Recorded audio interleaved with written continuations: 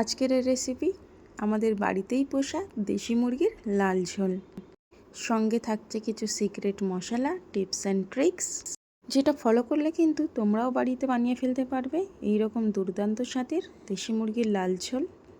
এই দেশি মুরগিটা রান্না করতে গিয়ে কিন্তু আমাদের বাড়িতে অনেকগুলো কাণ্ড ঘটে গেছে, যাকে বলা চলে মুরগি কাণ্ড। তো রেসিপিটা বলতে বলতে কী কী কাণ্ড ঘটলো সেটাও বলবো। তো সর্বপ্রথম মাংসটাকে খুব ভালোভাবে কেটে ধুয়ে পরিষ্কার করে নিয়েছি। তারপর এর মধ্যে দিয়ে দিয়েছি ঘরে বানানো টক দই, আর দিয়ে দিয়েছি বড় চামচের 1 চা চামচ ভর্তি করে আদা রসুন বাটা, দিয়ে দিয়েছি স্বাদ মতো লবণ আর একটি লেবুর অর্ধেকের রস চিপে। তারপর মাংসটাকে খুব ভালোভাবে মাখিয়ে 1 ঘন্টার মতো রেস্টে রেখে দেব। মুরগিটা আমাদের বাড়িতে আনা হয়েছিল প্রায় 2 মাস আগে। তখনই খাওয়ার জন্য আনা হয়েছিল, কিন্তু মুরগিটাকে আমরা না খেয়ে বাড়িতে রেখে কয়েকদিন পুষেছিলাম।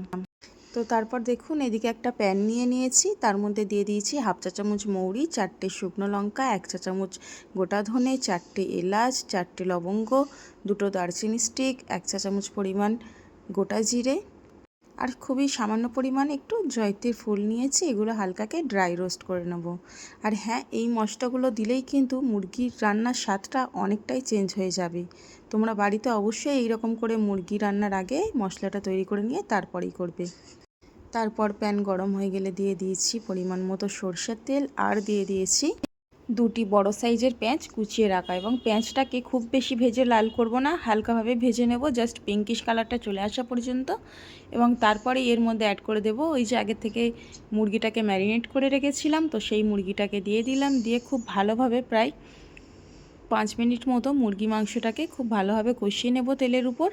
তারপরে কিন্তু আবারও ঢাকা দিয়ে আমি প্রায় 10 থেকে 15 মিনিট মতো রান্না করে নেব। আর এটা যেহেতু দেশি মুরগি, তো এটা অনেক শক্ত, একটু টাইম নিয়েই রান্না করতে হয়। তো 15 মিনিট পর ঢাকনা খুলে দেখাচ্ছি। দেখো, মাংসতে কিন্তু টক দই দেওয়ার কারণে মাংস থেকে বেশ খানিকটা পরিমাণে পানি বেরিয়ে গেছে। এবার মাংসটাকে খুব ভালোভাবে নাড়াচাড়া করে দিয়েছি। এইবারে দিয়ে দিয়েছি একটি বড় সাইজের টমেটো কুচি করে কেটে রাখা। তারপর খুব ভালোভাবে নাড়াচাড়া করে আবারও ঢাকা দিয়ে আমি কিন্তু প্রায় 10 মিনিট মতো মিডিয়াম টু লো ফ্লেমে রান্না করে নেব।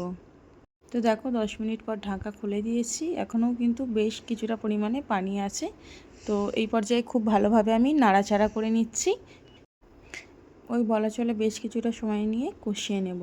কষাতে কষাতে কিন্তু মুরগির মাংস থেকে তেলটা ছেড়ে দিয়েছে অনেকটা পরিমাণে, আর পানিটাও শুকিয়ে এসছে।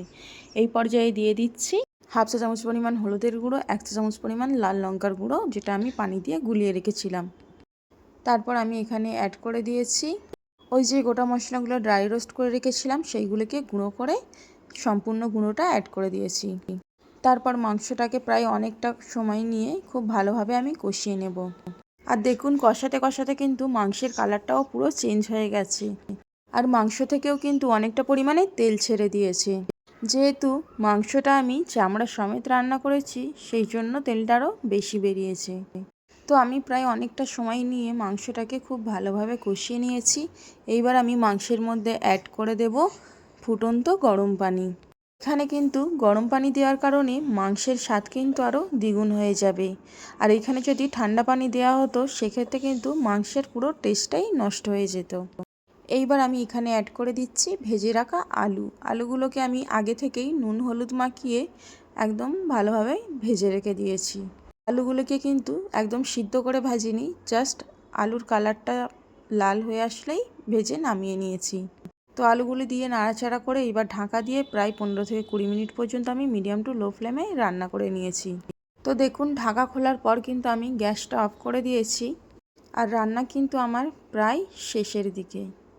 এইবার বলি মুরগি কাণ্ডটা কী। মুরগিটা যেহেতু অনেক দিন ধরে আমাদের বাড়িতে ছিল, তো মুরগিটা জবাই করায় আমার বাচ্চা অতিরিক্ত কান্নাকাটি করে, কারণ সে একটা কথাই বলছে যে এই মুরগিটার সঙ্গে আমি তো খেলতাম, এখন আমি কার সাথে খেলবো। আর মুরগিটারও কিন্তু ওদের সঙ্গে খুব ভালো বন্ধুত্ব হয়ে গেছিলো, মানে ওদের সাথে শোয়া থেকে বসা থেকে সব কিছুই একসঙ্গে গাড়ি চালিয়েছে মুরগিটাকে নিয়ে।